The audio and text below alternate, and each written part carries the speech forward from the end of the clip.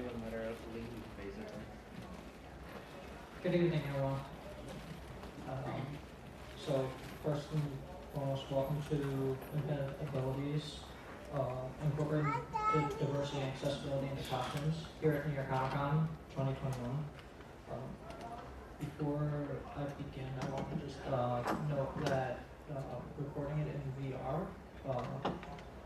which will be available after the show online for people who want to hear. And I want to thank New York Comic Con for having us here, because this is our 5th year doing this panel here.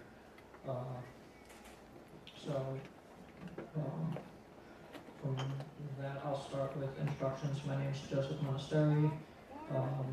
I'm a disability advocate, cosplayer, and builder.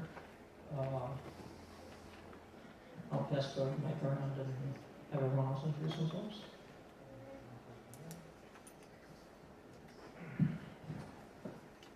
Testing, can you hear me? Yep. Okay, great. Hey everybody, how you doing? My name is Joseph Santiago. I go by the Lionheart in the cosplay community. I'm dressed as Spectrum.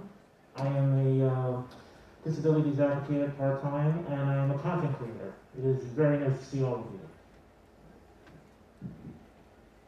Hello everybody, my name is Dylan. I go by Dylan Dozen Fingers or Dozen Fingers Photography. I'm cosplaying Captain Jack Assassin from Black Flag.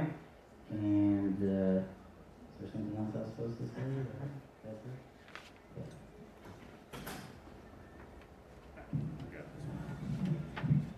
Hey everyone, I'm Doom. I'm a builder for Magic Wheelchair. It's a nonprofit organization that builds costumes for kids in wheelchairs. Hello, my name is Patrick Coakley. I am a disability advocate and have had the pleasure to talk about disability policy and comics. You can follow me at angry_negro on Twitter to hear any foolishness about access and nerd stuff.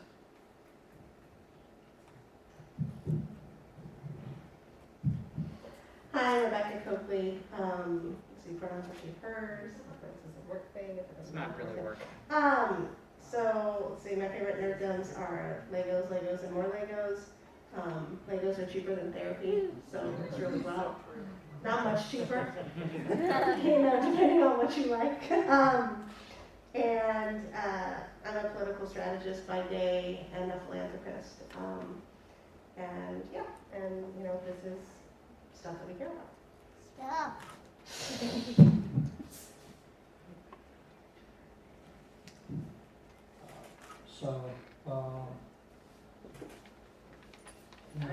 Since we have introductions underway, I want to mention that if you go to nyccsurvey.com, I created a survey over the past few years during this con, where if you want to provide feedback, in addition to the New York Comic Con survey that they put out every year, you can submit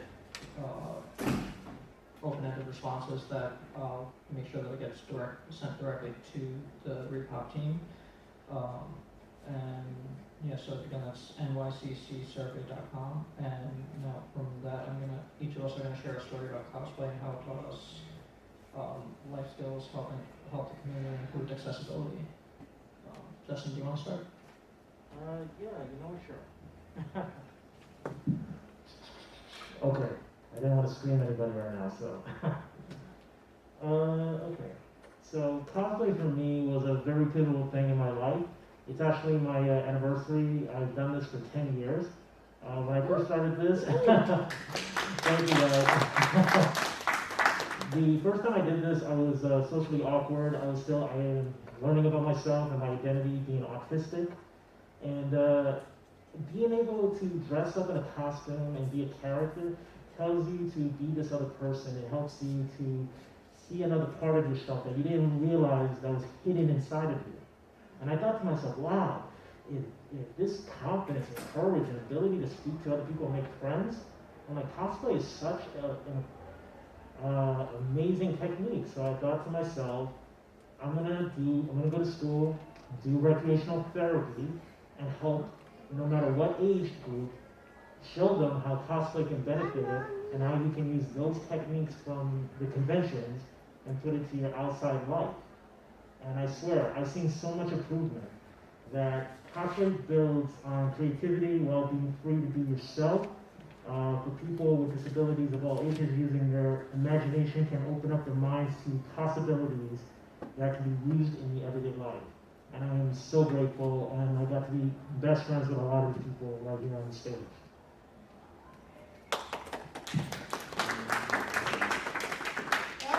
He summed it up pretty well. I'll follow that. No, like a cosplay. I mean, cosplay for me is a way of life. I mean, it's the only way I know how to cope and be who I am, especially amongst my fellow cosplayers and my friends and stuff. I've had people who weren't in cosplay communities or in the scene, and telling me like people who cosplay are strange and need mental health and all this, and I'm like, actually cosplaying is the mental health. So to me it just means it's very just it helps, it really helps. Are we talking about disabilities yet? If I want. Okay, well, my disabilities that I have, because when I tell people, oh, I'm part of a panel that talks about disabilities, they're like, oh, well, you don't have a disability. Well, people that don't understand disabilities can be internal, not just external. So, the ones I have are, I have diagnosed with Tourette syndrome, and, that comes with, like, ADD, ADHD, and, like, a whole bunch of other stuff that most people struggle with, anxiety, depression, and things like that. So, but I've been an anti-drug advocate. Like, I don't like taking any drugs and substances or much. So, like, I try to function without it. And cosplay, martial arts, creativity. I'm a photographer. I'm an artist. So all these things help me to cope, in my daily life, and everything that I've learned through doing the things that I do, I apply to every day when I'm not in cosplay. I use these techniques to help me day to day, and it's got me where I am. And I'm very grateful for these people. So for me, a story about cosplay and how it's taught me life skills and stuff. One big thing with being a builder is that it's taught me a lot about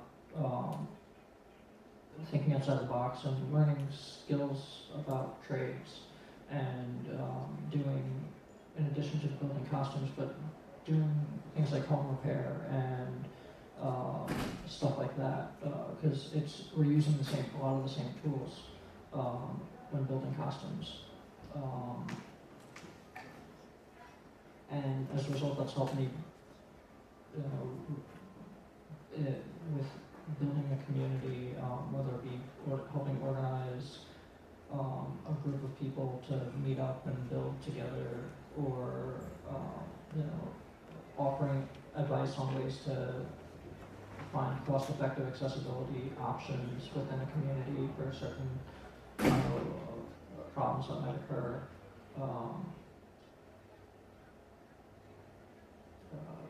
As I said, a big thing for me has been community and an outlet to let out stress and such.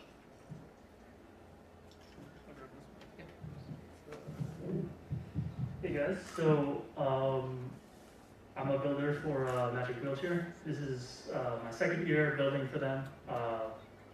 2019 was my first year. I'm part of a makerspace. We got approached to see if we could, build a costume for a kid. We said sure. It's been so much fun.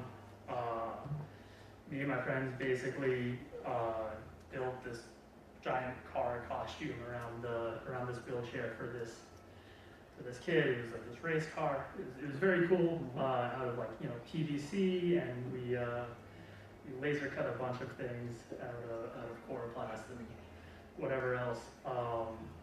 Going into it, I thought, oh, this is gonna be not a problem. I'm an engineer. We got this.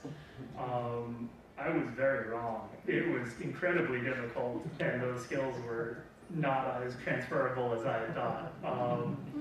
Cosplay is hard, but it's so much fun. It's so worth it. Yeah, I mean, if any of you are interested in doing something like that, you can go to their website or, you know, come talk to me. We can get you involved. So, yeah. Awesome, awesome. So this is Patrick. Now, like, can you make a Turbo Team kind of thing? You need to make a random Turbo Team reference? If you guys are old enough to remember Turbo Team, yeah. We'll talk a little bit later. It's about We do a not have team the money for turns this into a car. reference. Please don't listen to my children. So, one of the things that's super exciting to me about cosplay, especially in the disability space, is the amount of flexibility that comes with it. Like, if you get into comics or any sort of nerdcore, we're always looking for characters that resonate with us personally. I'm low vision, so like I remember my dad buying me a lot of Daredevil, and